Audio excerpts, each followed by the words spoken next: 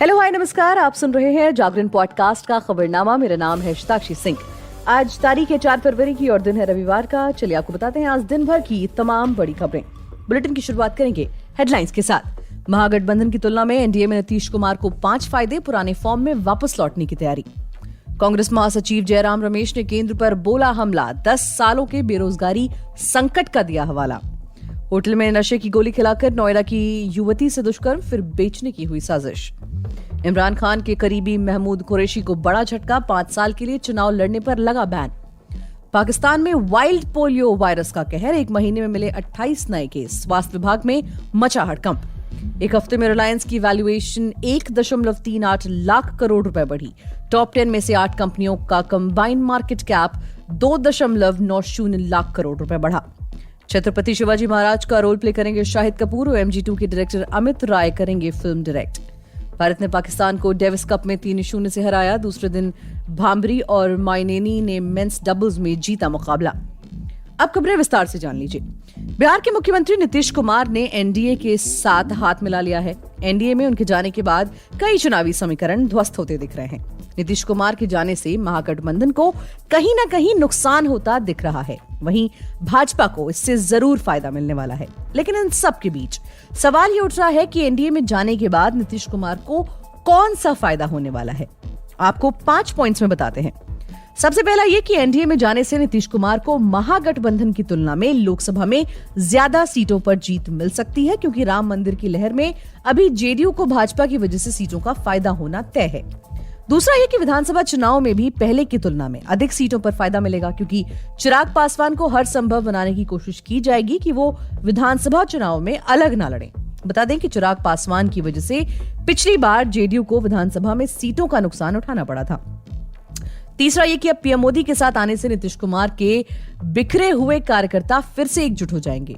वहीं वो दबाव से मुक्त होकर कानून व्यवस्था को संभालने का काम करेंगे। चौथा ये कि शिक्षक नियुक्ति का क्रेडिट अब वो अकेले ले सकेंगे। जगह जगह पोस्टर लगाकर ये बताने की कोशिश करेंगे कि जेडीयू ने ही लाखों शिक्षकों की बहाली की है। और 5वां पॉइंट ये कि राज्य में लटकी परियोजनाओं को केंद्र सरकार की तरफ से तुरंत हरी झंडी मिल जाएगी। वहीं कांग्रेस ने रविवार को बेरोजगारी के मुद्दे पर सरकार पर हमला किया और आरोप लगाया कि प्रधानमंत्री का मोदी निर्मित नौकरियों का अकाल पिछले 10 सालों में अन्याय काल की चरम सीमा है। कांग्रेस महासचिव जयराम रमेश ने सरकार पर हमला करने के लिए भारतीय श्रम बाजार में रोजगार सृजन में दीर्घकालिक रुझानों के विश्लेषण का हवाला दिया। सोशल मीडिया एक्स पर एक पोस्ट पर उन्होंने कहा कि भारत जोड़ो न्याय यात्रा के दौरान राहुल गांधी लगातार युवा न्याय की तत्कालिकता पर प्रकाश डाल रहे हैं। देश में नौकरियों का अकाल अर्थव्यवस्था के मुदानीकरण के कारण हुआ है। कांग्रेस नेता ने दावा किया कि भारत के बेरोजगारी संकट का एक नया विश्लेषण प्रधानमंत्री नरेंद्र मोदी के तहत पिछले 10 सालों के बेरोजगारी संकट को उजागर करता है। रमेश ने यह भी कहा कि 10 साल पहले की तुलना में कम लोग काम कर रहे हैं, युवा सबसे ज्यादा प्रभावित हैं और नौकरियों में बहुत कम वेतन मिल रहा है। वहीं राष्ट्रीय जांच एजेंसी ने मानव तस्करी मामले में म्यांमार के 3 नागरिकों के खिलाफ आरोप पत्र दाखिल कर लिया है।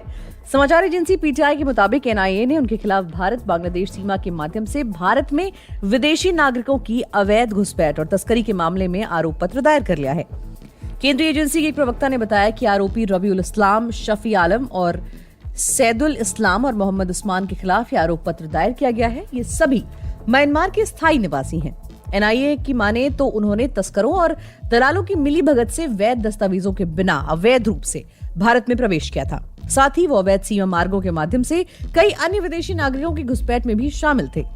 अधिकारियों ने कहा कि वो विभिन्न अवैध गतिविधियों में शामिल तस्करों और दलालों के एक सुसंगठित नेटवर्क का हिस्सा थे। वो बांग्लादेश में शरण लेने वाली कमजोर रोहिंग्या महिलाओं को भी झूठा दावा देकर भारत में शरण देने की कोशिश में लगे हुए थे। वहीं बात करें विदेशी खबरों की, तो पाकिस्तान के चुनाव आयोग ने जेल में बंद पूर्व प्रधानमंत्री इमरान खान के करीबी सहयोगी शाह महमूद कुरैशी को बड़ा झटका दिया है। आयोग ने कुरैशी को 5 साल के लिए चुनाव लड़ने से अयोग्य घोषित कर दिया। आयोग के अनुसार पूर्व विदेश मंत्री कुरैशी को राज्य की जानकारी लीक करने के मामले में 10-10 साल की जेल की सजा सुनाई गई थी, जिसके चलते वो चुनाव लड़ने के लिए अयोग्य है। कुरैशी की अयोग्यता 8 फरवरी के आम चुनाव से 5 दिन पहले हुई है, जिसमें खान की पाकिस्तान तहरीक इंसाफ पार्टी राज्य की सख्ती के बावजूद और अपने प्रसिद्ध चुनाव चिन्ह बल्ले के बिना चुनाव लड़ रही है। ये घोषणा आधिकारिक गोपनीयता अधिनियम के तहत स्थापित एक विशेष अदालत द्वारा खान के साथ हाई प्रोफाइल सिफर मामले में कुरैशी को 10 साल की कैद की सजा सुनाए जाने के कुछ दिनों बाद आई है। 30 जनवरी 2024 के विशेष अदालत के फैसले का हवाला देते हुए पाकिस्तान चुनाव आयोग ने कहा कि संविधान और कानून के अनुसार कोई भी दोषी व्यक्ति चुनाव में भाग नहीं ले सकता है। परिणाम स्वरूप मखदूम शाह महमूद कुरैशी पाकिस्तान के संविधान के अनुच्छेद 63(1)(h) के साथ चुनाव अधिनियम 2017 की धारा 232 के साथ अयोग्य हो गए हैं। वहीं पाकिस्तान में इन दिनों संकट काफी ज्यादा है। पाकिस्तान में वाइल्ड पोलियो वायरस के नए मामले सामने आए हैं।